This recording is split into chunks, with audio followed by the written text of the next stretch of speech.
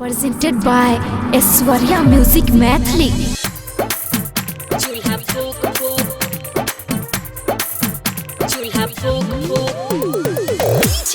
लाल बाबू, लाल बाबू।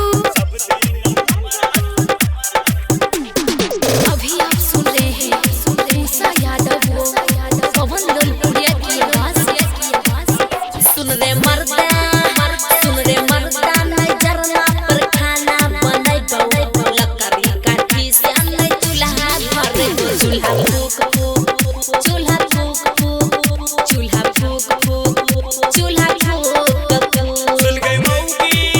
सुन गई मौगी तू हमरा यते किया सतावछि सब दिन हमारा सा चूल्हा फुकावछि दै छी दुख दुख दै छी दुख दुख दै छी दुख दुख ये मौगी दुख सुन रे मर्दा